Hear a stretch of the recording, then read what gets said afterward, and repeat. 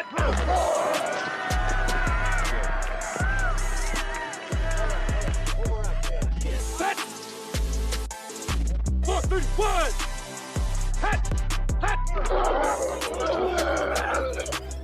what's up, everybody? Welcome to the Sunday Morning Quarterback. Today we are 4 instead of 5 pastors who love to talk about ministry, leadership, and sports. Sorry, I was out of the picture.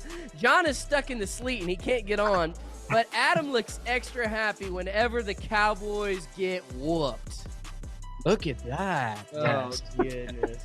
It's a great day. How about them Cowboys? Yes. Daddy didn't even watch the game. He just it's like a present. He didn't watch I it. don't have to. I knew it was going to happen. I didn't have to. He just saw it. And, you know, my Cold dad... weather is an important game. It's an away game. I didn't have to watch the game. Oh, goodness gracious. You know, Paul's team's riding happy because they played another nobody, but next week it's coming. But we'll talk about that in a minute. Dad, you're coming from Nashville in my grandmother's bedroom, and you are babysitting my daughter. So for the next few days, I appreciate that. How's that going so far? Yeah, a great time, but yeah, I need some coffee. It's gonna be late nights and early mornings, but I'm up for it. That's I funny. need something to bring me some joy after yesterday's game. Let's just say that. Golly, yeah, that's funny. And for anybody watching video, he's out in the country, so we can hear him. His face might freeze a little bit, but it's okay.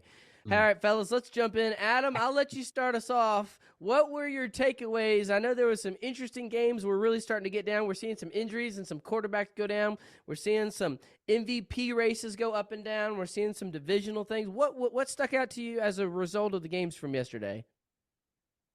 Well, because I did not watch the Cowgirls game, I don't want to comment on it. But just in reading the box score, and Joseph, you and I just talked about this, I think that what Joe Brady put together with that game plan to just run the ball against Dallas, that worked. And I think he did that because he knows that has worked before. The 49ers, who very much own the Cowboys, that's what they do. They out-physical them. And so I think it was just another foreshadow to cold weather games that are away for the Cowboys, where the other team out-physicals them. And I'm looking forward to that. In about a month, there's about 3 weeks left. So about a month from now, we'll see that same thing happen. But I do want to mention a guy that I feel like we need to give flowers to is Harborough in Baltimore. You know, they have kind of separated themselves in the AFC. And every year, you know, that roster, it changes. There's new skill position guys. Lamar often is injured, but you know, the coach just has a way of rallying that team, and they're always a solid team, particularly on defense. And they're starting to pull away a little bit in an AFC that is very confusing right now with all the injuries and all the ups and downs of different teams. So Baltimore is separating themselves. Hey, Adam, before we let my dad talk about Cowboys and what happened there, the game of the week, there's 2 games of the week.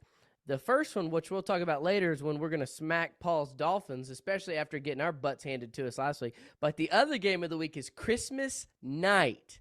It is Baltimore versus San Francisco. Ooh, that's a good game. That's going to be a good game. Adam, how do you see that one playing out?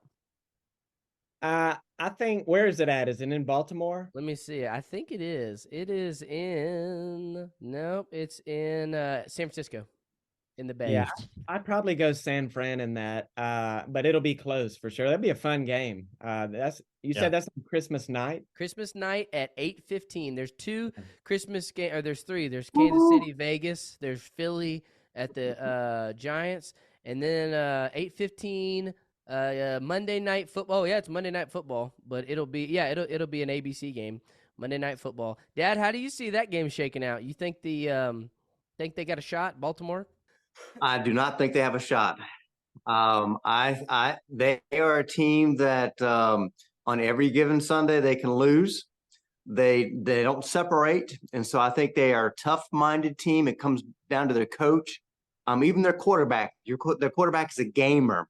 The whole team's a gamer, but you know, I think when you have a team like that and you go against the same type of team that has a lot more talent, I think it's going to be a game similar to the rest of them. I think that they will win by double digits, and they will separate themselves again from not just the NFC, but the AFC.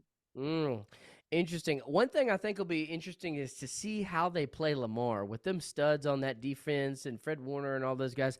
I want to see how they play Lamar. I can see it being nip and tuck, close going into the third quarter, and then them pulling away, winning by about 10 or 12. Paul, I'm going to set you up here in a minute to preview the Cowboys-Dolphins game. Let me add something, Joseph. All right, go ahead. I think what's going to help them when they play Baltimore is that they just got finished playing Philly, and they stopped him from running. And so I think that they have some similarities in their run game. And so I think they're going to use the same tactics, what they did with Philadelphia with Baltimore. Yeah, that'll be an interesting game. Dad, let's stay with you, and then we'll kind of let it marinate around. What happened to Dallas yesterday? Are we a pretender? Did we just get our butts whooped, like flush it out the system? Is this a foreshadowing? What did you see? No, I don't think we're a pretender. I think we got out schemed. If you remember last year and even the year before last, if a team decides to power run against us, we fall apart. Our defense is not made for power running. We are a fast, small team. So whenever those games come against us, we have to be strategic. And so if you remember last year, the same thing happened. A team ran about 300 yards.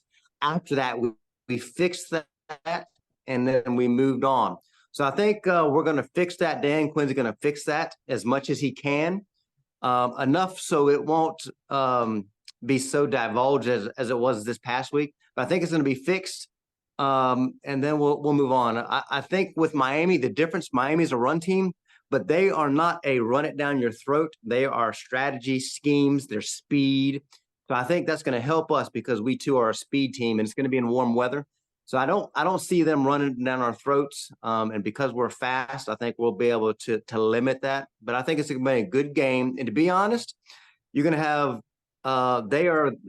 they're very much the same team. Mm-hmm. And so both Miami and Dallas, we play great against lesser opponents. We struggle against tougher teams.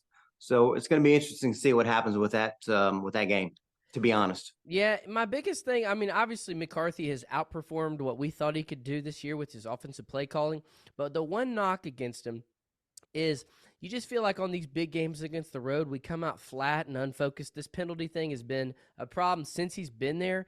And it's like, you got to have him coached up better. You got to have him a little bit focused. We definitely got out schemed. Even though yesterday was everybody's going to silence the Dak MVP talk. It wasn't like he went out there and played bad. I mean, Josh Allen only threw the ball 7 times. They ran it down our throats, and we had 3, penalties, and 15-yard penalties that kept the drives going. And so that was just a weird game. I don't think we're as high as everybody thought we were last week, but I don't think we're terrible either. I think we can still roll through the NFC. San Francisco, that's going to be a tough one. And we just got to see.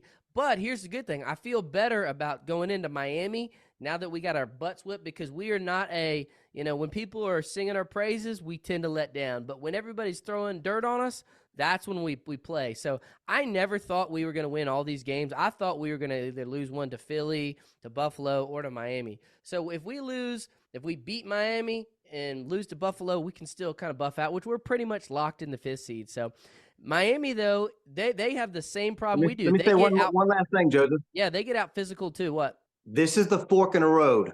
If we come out and play good and win against Miami, I think we're going to be good. If we lose against Miami, we're done. We're not going to make any noise. Yeah. I see that smile right now. All right. Let me ask you this. Let me have it, Let me ask you this. What is it? Let me have it. Let me have it. What is the fork in the road? Where does one road go to, Joe?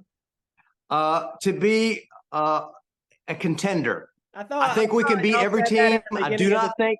Well, you always have your moments, and this is that moment. If we can get past this moment, I think that we can at least get to the championship game. I do not think we can beat the Niners, but I think if we can, get this fork, go against a good foe on their home turf, get that in our mind that, we can play well away from home, then I think we can do some damage.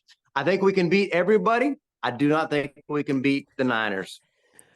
All right, I have a thought on that, but I want to pass it to Paul. Paul, give us a preview from the Dolphins' perspective. How do you feel? Hey, what do you think about that, Adam? Wait. Hold on. What does Adam think about that? Let him. It sounds What does like Adam? you're double talking, hedging bets. Yeah. You know, you're trying to project out and say we're probably going to see San Fran in the playoffs again, and you're going to say, "Oh, we're good, but we probably won't beat them." Yeah, Man, San Fran's great, man. They're just loaded. Paul, we'll come back to this. Paul, give us a preview on the Dolphin side. How you feel? So- Y'all are kind of AFC's wide open. Tua is still in the lower MVP. Tyreek Hill. What are you thinking? Interesting how you categorize Tua there, but that's fine.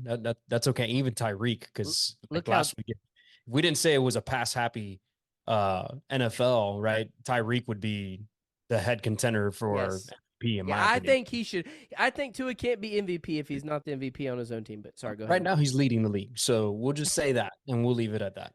Beyond that, okay, I agree with everything that Joe said. I think all things are similar and for the most part equal, right? Now, the thing that I think is the advantage and where I think we begin to separate, what I think will be the difference and what will allow Miami to win is the fact that, one, we're at home, right? And then two, Miami does in fact have a run game. And so that will be troublesome for the Cowboys. We just saw that, right, happening to them yesterday. And yeah, it may be in schemes and all the rest, but there's also the comment that Joe made, like, oh, the Cowboys are fast. Well, there's fast, and then there's Miami fast, which is try. You can try to catch up to us, but it's not going to happen, right? I mean, you have Tyreek that's already been called the cheetah, for goodness sake. I mean, this is just sometimes just being able to see objectively, and say, okay, we're not as fast as we think we are, but Miami is that much faster. So there's that, right? And then I think arrested Tyreek is going to be a problem out in the field, no matter what team you're going against. So, is he still hurt? Oh, I thought you said arrested, not arrested Tyreek. That's another topic for another day. I mean, we do know what he wants to do in his after football career. It's okay, Adam. We're not talking about the Panthers, and you don't have to project all of your anger and stuff like that on the Dolphins. Hey, speaking of arrested, okay? Mr. Scam Newton's been making headlines lately about our Cowboys. But anyway, go ahead, Paul. Look, that's just I agree with everything in terms of the assessment. I think right now Miami has a little bit more momentum in their favor for a home game with all the weapons that we have and will have at our disposal, as opposed to the Cowboys. All right, and Paul, I got a score prediction 50, for 50, you. But I think the Dolphins will win. Here's my score prediction. You tell me yours. Dallas, because if we would have won at Buffalo, I would have felt like y'all would have had a better shot. But because everybody's pouring dirt on us, they're going to come back and show. That's what I think, Sam. I'm going to say Dallas 34, Miami 31. Which also, let me say this: if you guys lose, you got Buffalo creeping back up there, and then y'all are 10-4 or 10-5 now. Yeah, and so you got Buffalo creeping up, and that division could get real interesting. What do you think the score prediction is? I don't know. We'll win. I don't want to say a score prediction because honestly, I haven't sat down to think about it enough. Other than that, hey, but it'll be close. It'll be close. I'll say that. It's not going to be like yesterday. Obviously, we plowed through the Jets, but it's the Jets, right? We shut them down. That's a whole different thing. But needless to say, I don't like the fact that it's as close as it is. I was really hoping that the Jags would beat and actually just have a breakout game and beat the Ravens so that we could have home field advantage, because I think that will work to our favor. Yep. But yeah, if we end up losing, then yeah, it starts to get a little bit dicey. But we literally have the same. Well, the Dolphins have the same record. Not we. I'm not part of the team. The Dolphins have the same record as the Cowboys, so that's always interesting too. So we'll see. I really like our odds. Yeah, very similar two teams. Hey, Adam, let me ask you this too. This year it feels like every team, I mean, even the Niners, they were injured and they had their guys out, but they lost 3 in a row, which let me just say, for all the people touting Adam, Brock Purdy's the MVP. What MVP has ever lost 3 games in a row? I don't care if your star players are out. To me, that shows I like Brock Purdy. He's making good plays. It's not like he's just a game manager. Like, he's playing. But that'd be my only thing. And in what year have we seen so much parity? I mean, Kansas City, normally there's 1 or 2 juggernauts. Normally it's Kansas City.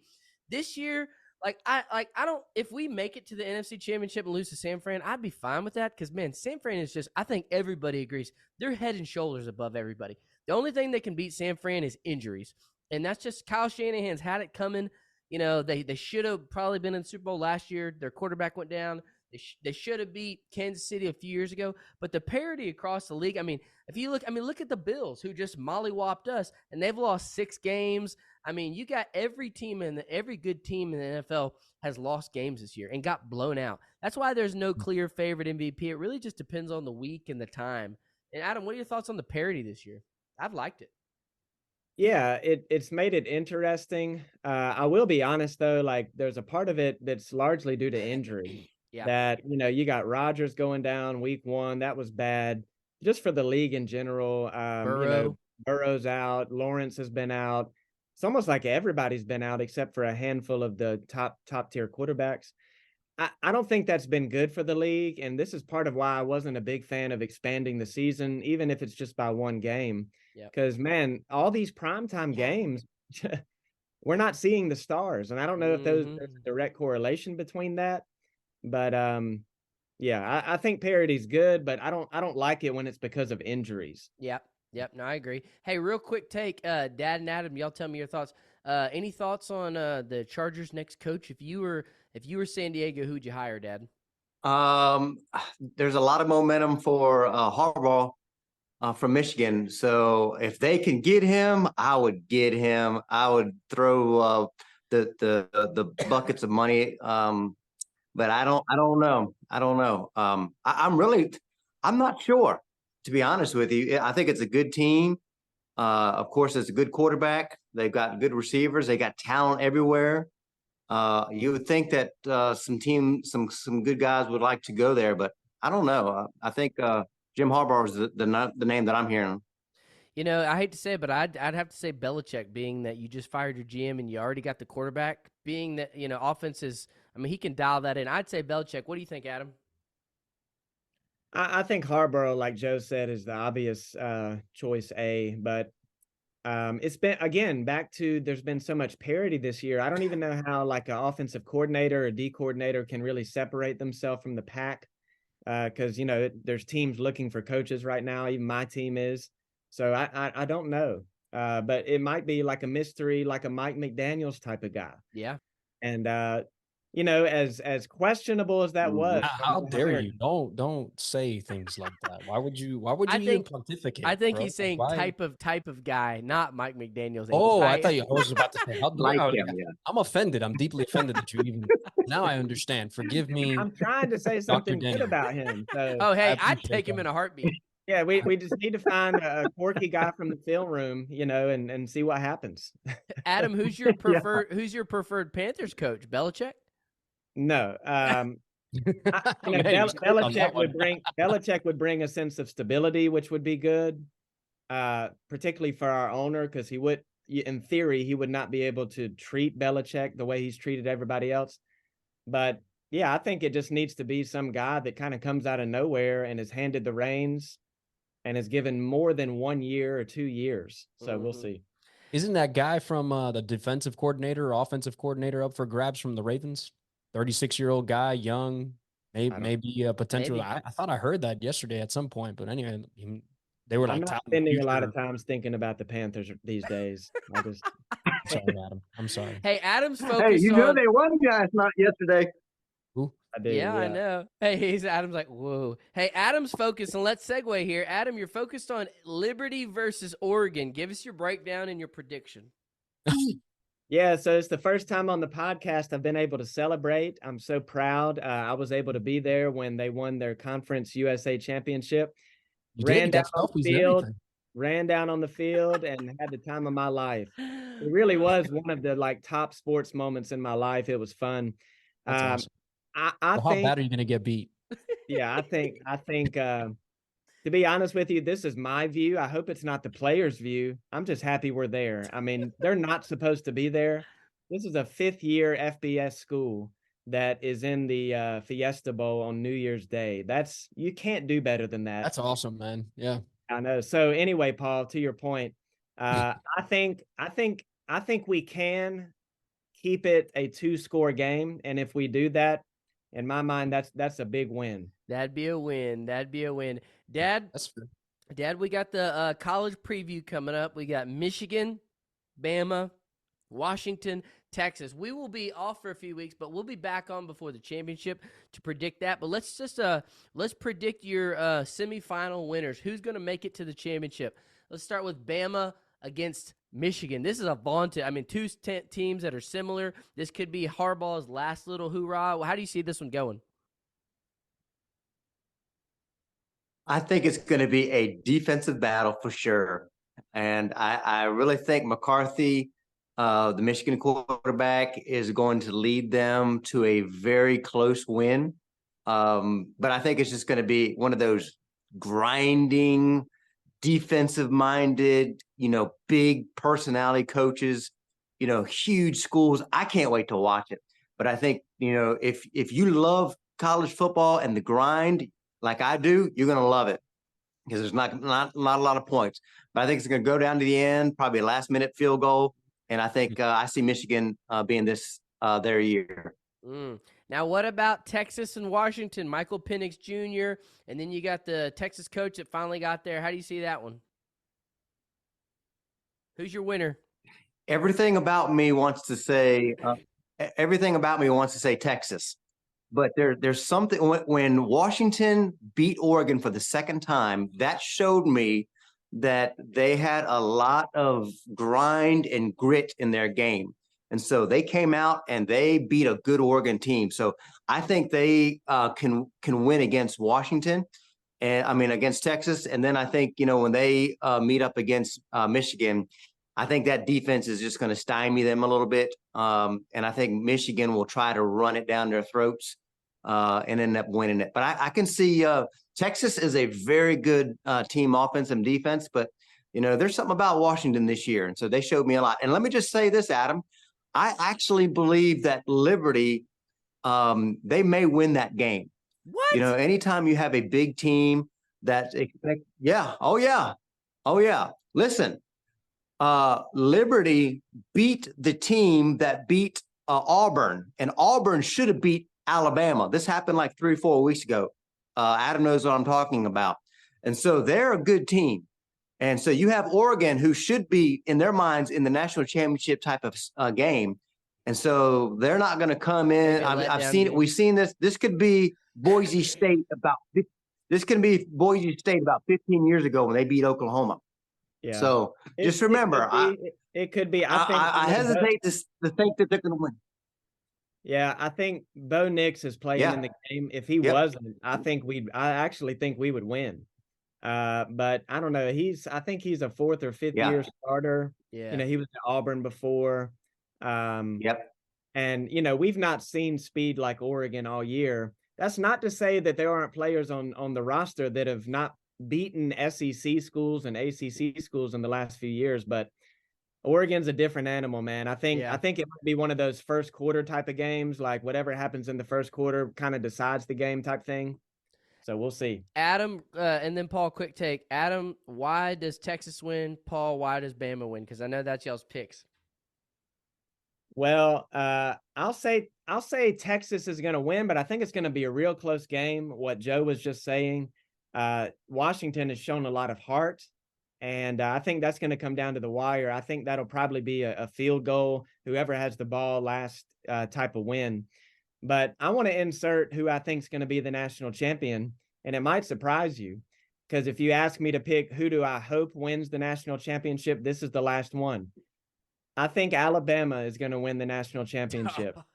And here's why I say this. I learned this as a kid. I loved Michael Jordan when I was small. By the time I was about 12 or 13, I was tired of Michael Jordan winning. So I started kind of rooting against him just so someone else will win.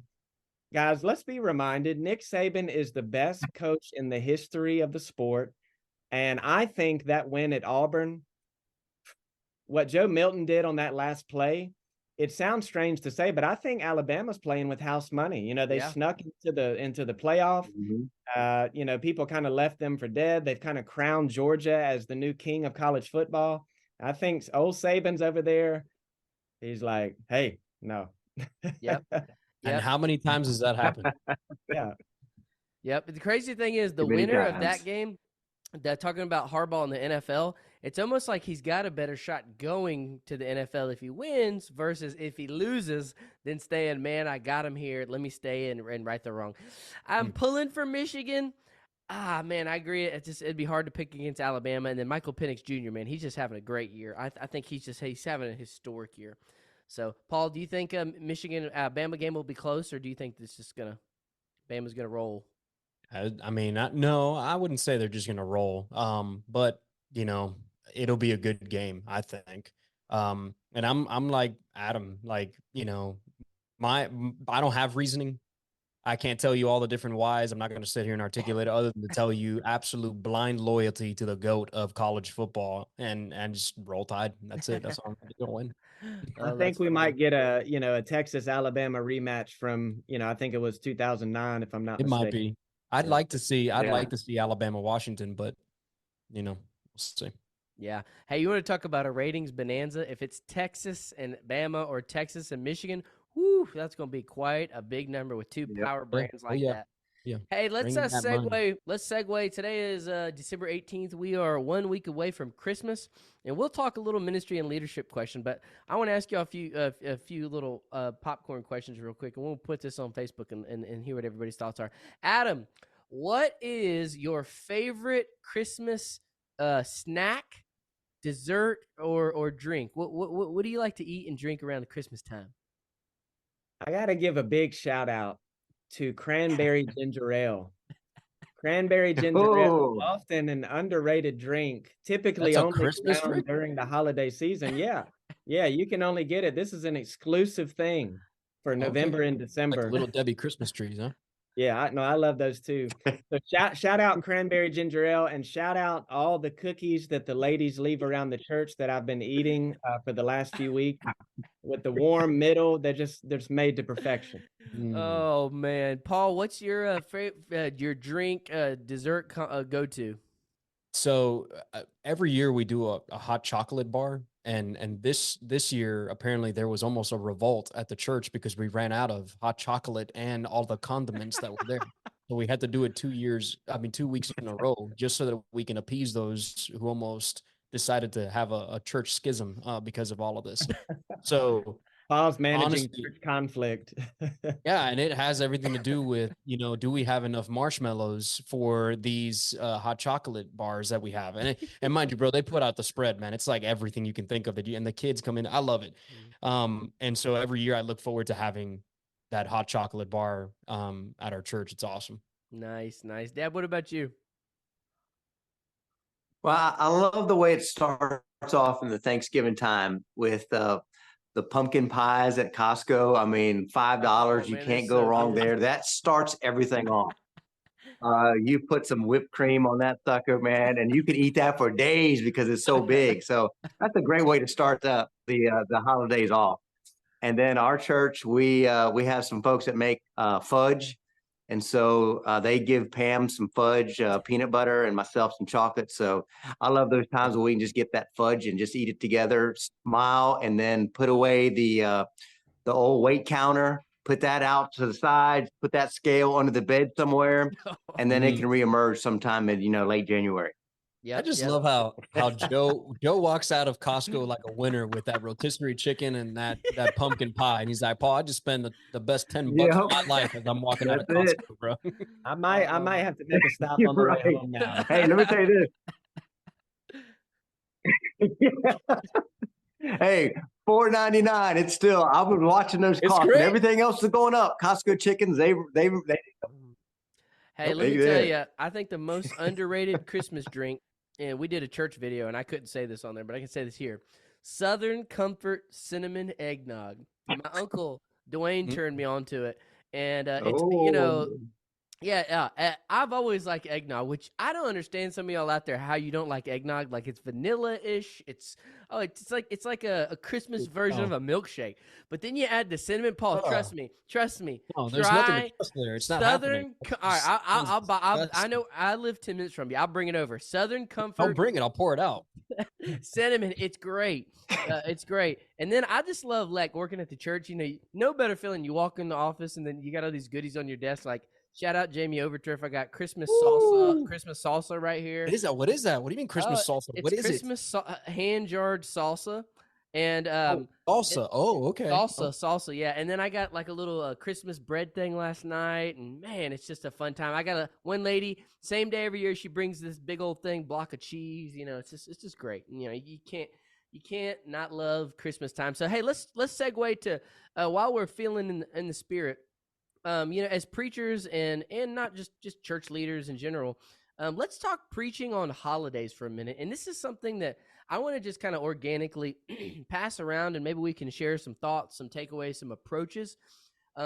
Because every pastor that I've ever met, not that we struggle, but anytime you have a holiday that comes every year, specifically with Christmas or Easter, and we have the same text, typically that we're all preaching, maybe taking different angles, let's kind of pass it around. Paul, what are your thoughts on preaching on Christmas, like days like, you know, Christmas Eve or Christmas Day or weeks leading up to Christmas or different holidays? How do you handle it? I mean, obviously, you know, we're all going to start from a basis of exposition and go from there through our text. Sure. But do you change your tone any in the holidays? Do you like I was even thinking, you know, how practical is just application in our sermons, or is it such a wash because everybody's so focused? Does it need to be more meat and potatoes, or what's how do you approach it in your preaching? Yeah, I mean, if anything that I've heard and it's been a help to me is you don't have to try to overdress Christmas. You don't have to try to overdress the message that you're gonna be preaching. You know, many people are gonna be preaching the same text I'm gonna be preaching in, which is Luke chapter 2, right? And it's not anything that you have to try to make any more difficult or try to somehow another snazz it up. It stands alone as the single greatest message and news that you can declare and proclaim and explain that day. And so I try to include both audiences that are in there. For the believer that's in there, it's always edifying and encouraging to be able to hear the Christmas story, and that's something that we hold true and hold dear, because the resurrection wouldn't be a thing if Christmas didn't happen. I mean, that's why we celebrate both Christmas and Easter. And so for every believer, I think it's great. I think for those who come in that aren't part of your church every weekend, chances are they took a chance and a risk, so that's huge. So you have to keep that in mind.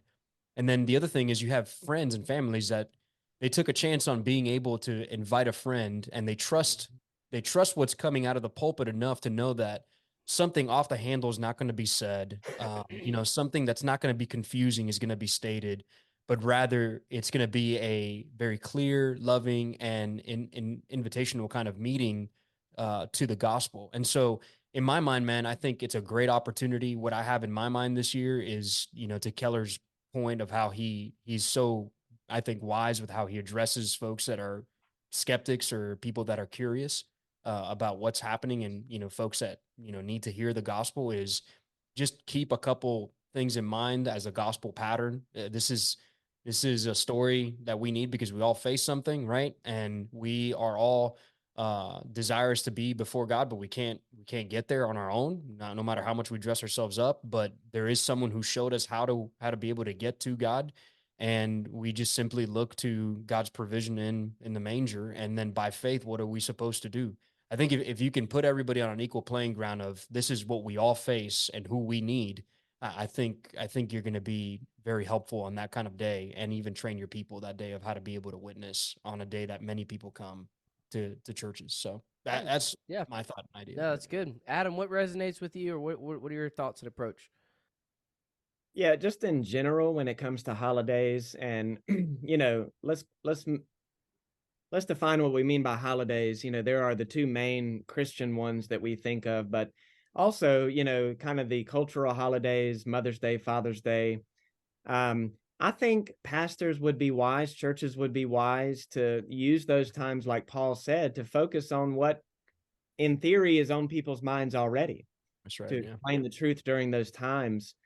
Um, while saying that I don't agree with any idea that because it's Advent, you have to do the Advent calendar, or, you always have to preach a Mother's Day sermon. I think there's freedom, and whoever the preacher is of a church, whoever the church is, they know what's best in the life of their people. But for me, the Christmas season in particular is the best time of year. I often say when I preach that this is just my opinion. I think it's a biblically informed opinion, but I believe that the incarnation is the greatest physical miracle that has ever taken place. That God would leave heaven and condescend, strip away all of his glory, all of his majesty, and come to earth. I mean, that gets me fired up. And that puts an energy, I think, in the life of the church, as has been said, as people are inviting people. That the gospel is the message. It's not to say that it's ever not the message at your church, but there's really not a better, in my opinion, time of year to preach the gospel than Christmas, because people are more, eager to invite people, and then people end up coming. Yeah. That's good, Dad. And man, I've been in. Good. Sorry, Paul. I've been in John. We started John a few weeks ago, and just John chapter 1, man. It's like, I think I text you guys. I feel like I'm preaching in heaven. It is so glorious. Jesus is everything, and I think if churches and preachers can't get fired up to preach that during the holidays, something's wrong. Yeah. Yeah, man, Adam, I think nailed it in the fact that, like, how Jesus came is probably one of the greatest paradoxes, as much as it is one of the greatest miracles that took place. Because, like, here these shepherds, are hearing, hey, a savior was provided for you, right? I mean, and in your mind, and in everybody else's mind, what you think of a savior is not what then comes out of the mouths of angels, right? It's like, hey, a baby was born. And that's the great paradox, is like God was humble enough to be able to become a baby. And that's wild. And that just changes the whole ball game of how, that story just never gets old. It just doesn't, because of the great paradox that it is.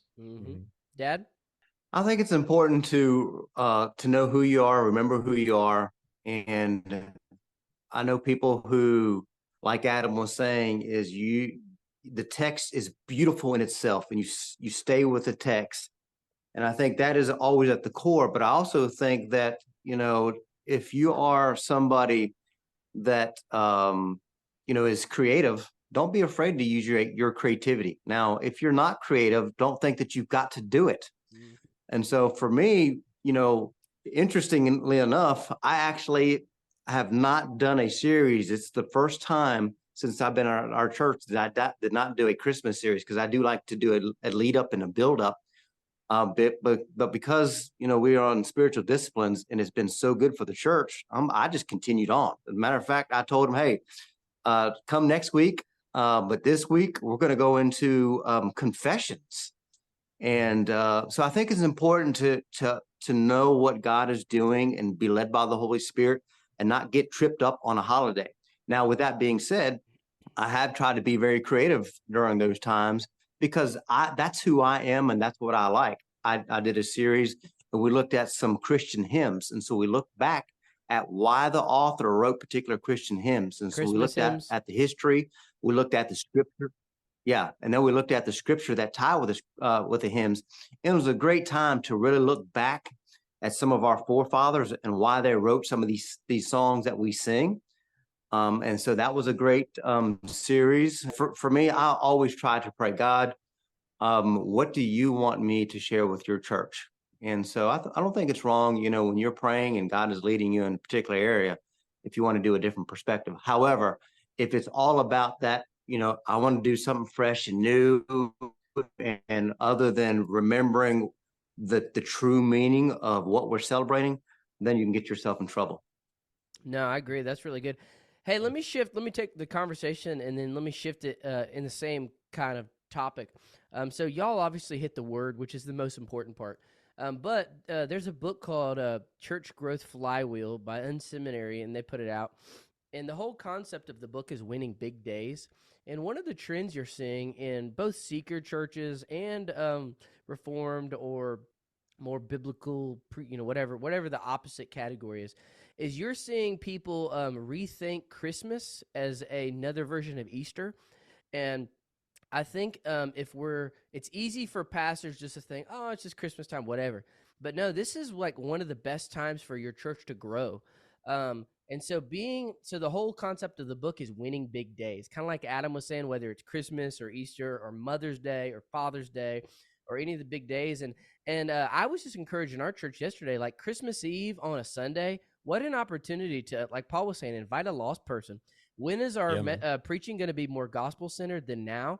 And so not letting the details fall through the cracks in the holidays, that's why having little things like a assimilation process and guest check-in and get them a card. And yesterday we had 3 families. They're like, hey, we just went to church for Christmas and we pass this place every Sunday. So then following them up and what a time to resonate with we always say, hey, we want to be your home church. And what do we think about? The most home church moments are Christmas Eve, taking the Lord's Supper together, the night before Christmas. And so I think churches need to rethink, not even rethink, but refocus sometimes on these seasons. Dad, I'm going to pass it to you because December is a month where, you can plant little things, whether it's a church kids choir or a Christmas outreach event, as opportunities to bring in new folks. Dad, tell us about your weekend. What did you guys do this past weekend on a Friday and a Saturday to generate and bring in new families from your community? We had a Christmas dinner. So we had 22 tables, 8 women around each table. And it was Christmas around the world. So each woman took that theme that was hosting their table. And so they invited a few people from the church and then a few people outside the church to come in. And so the church supplied the meal. We supplied it was about a 2-hour presentation of just an assortment of things. But it's a way for our church to take a look at their oikos. Oikos is people in their world that they're trying to reach and pray for, to bring them in and to kind of feel and see and rub elbows and understand, who Jesus is and what is the church. And so we had about 165 ladies come in, and I'd say probably 40% were outside the church. We turned that over, and the next morning we had pancakes with Santa, and we had, I'd say probably 50% from the congregation come in, and that place was packed as well. So it's just opportunities for people in our church that are trying to bring in their friends and their family, an opportunity for them to bring in a different environment. And they get to know us a little bit and walk around. We had a couple people after the pancakes to Santa, they wanted to walk around our facility and look at our classrooms. And so it's just an opportunity that we do. It's not an event. We're not just throwing an event, but it's with purpose. It's an opportunity to invite your friends that you're wanting to come in and bring them into the church. And so, and then it's a lot of energy and a lot of momentum and a lot of prayer because everybody knows what's going on with that. And so it really is a good time for the church. And then on those services, project into what are you preaching into in the new year. If you're starting a new series or whatever, give them an opportunity to onboard. And then as you enter in the new year, that's such a crucial thing that we just kind of look over. So anyway, an important time to preach the gospel in our churches, to bring in new families. I think we should have a Christmas Day episode so that Paul, we can rub his nose in it when Dallas whoops the Dolphins this Christmas Eve. All right, fellas, we'll be off for a few days. We'll be back. When we come back, we'll be getting ready for NFL playoffs, and we'll see where the chips fall. Everybody have a good Christmas, and see y'all later.